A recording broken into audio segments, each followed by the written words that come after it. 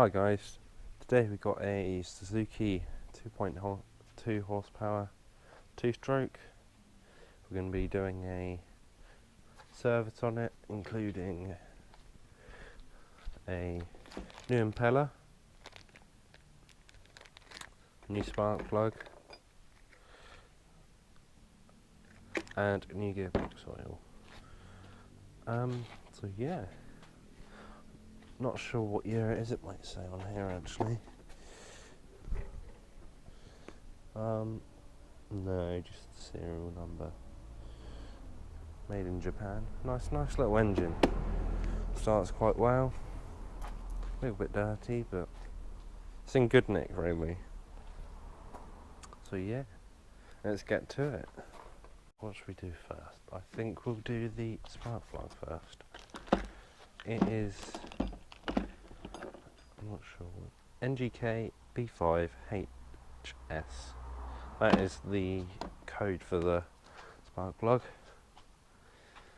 So to get the cowling off, what you do is these 4 bolts on the side.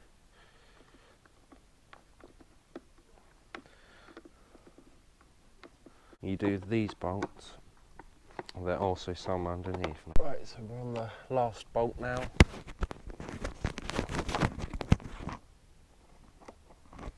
Got to make sure you find all of these, otherwise you could damage the cowling. And now, be able to whip the cowling off. With a little bit of persuasion. There we go. Part 1 and part 2. Okay.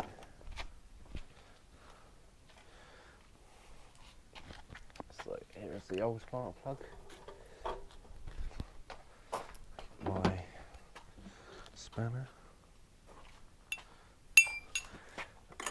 Used to have a bar in it, but bent and snapped. There you go.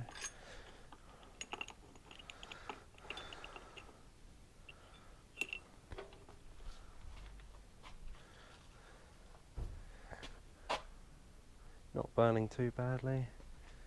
Seen worse. Here's a new one. These NGKs often come with a little tube, just so you know that it's so that the gap doesn't squash down inside of the box when it's being transported or whatnot, stored. These spark plugs have a little squash wash on them, so you do them up fairly tight. You should feel them squash. Wipe off that residue. And screw the new one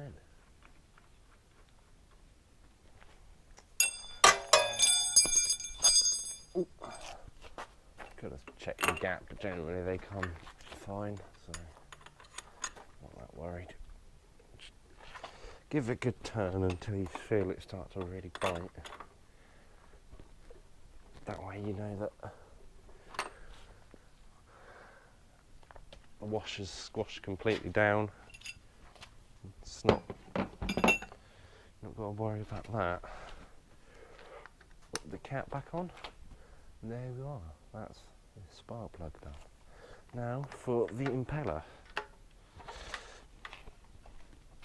Now these impellers are in quite a strange place, really. Actually, they are behind the prop, which I was quite surprised about when I first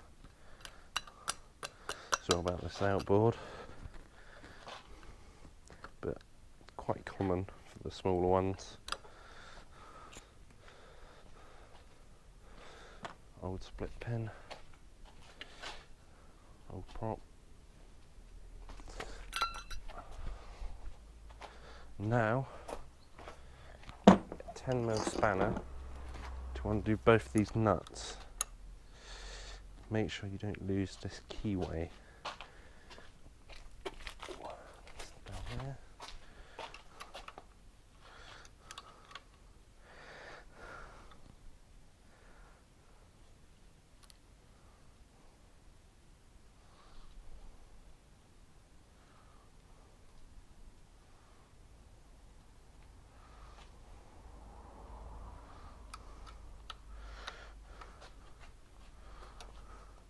There's our impeller. Here it is.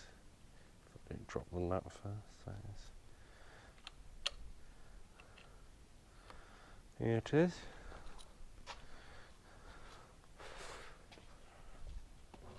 Right. Make sure we don't lose the nuts. Place that down there. And this should just pull out.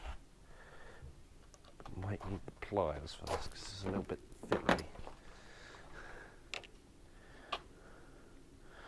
So don't know if that comes off that wear plate. Here's our old impeller. What I like to often do is, admittedly it's wet in there anyway, but it doesn't ever hurt. Get a little smidge of grease and just put it on the impeller, just so you know that if it does run dry, it's not going to rub it up particularly. A little bit won't hurt, but it's not going to help. So there's the grease. Now what this is copper slip. So what you do is you put a bit on there.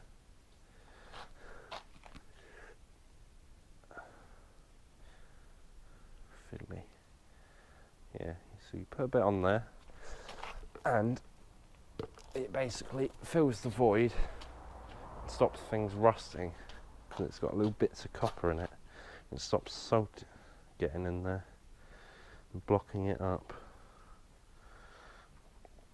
People often use grease.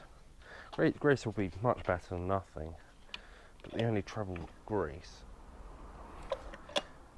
is that it goes stiff because it's mainly meant for lubricating whereas that just fills a void, stops stuff going rusty. So that's our impeller in. Notice how I span the pull handle round whilst I put it in there. That's just to make sure the fins go the way they're intended. Now you don't want to go to more split pins. Just check to see they fit. That should be a good size. So we get our pliers, and what we do is push it through, pull both the tabs over.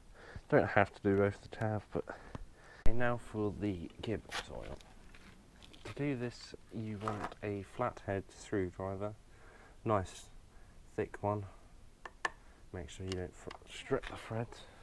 So first we're going to undo the bottom drain plug. Oh, it's a little bit milky. Okay guys, so we got the oil now. This is rock oil, it's called. That's the make of it. This is a Quicksilver pump, just a cheap pump. I think they're about a tenner. This is an old oil bottle, some seagull oil. Yeah, so the idea is you pump it up through the drain hole. It comes out the air vent. So these pumps are quite good because they can do imperial and metric. So American ones and Japanese, British engines. Actually, this is imperial, surprisingly.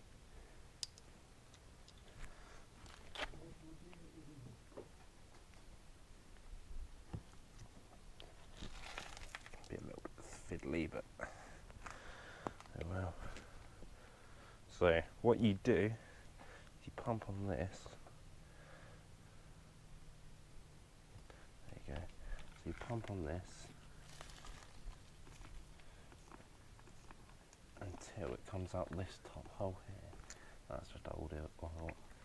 Sometimes good to do a couple, one or two good pumps just to get all of that old oil out. Don't have any new O-rings type things, seals to go on there, but these old ones seem to be alright. So what you do is you plug that up, and that stops any oil, well, stops most of the oil escaping from the bottom because it causes the vacuum. So you get the other one ready. So now what you do is you quickly undo this. Probably best to hold it on there until you're completely ready, and you want to quickly jam that in there like this, kind of.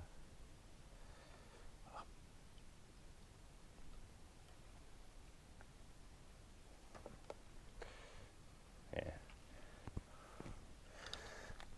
As you saw, a little bit fell out, but I mean, it's not going to be any more than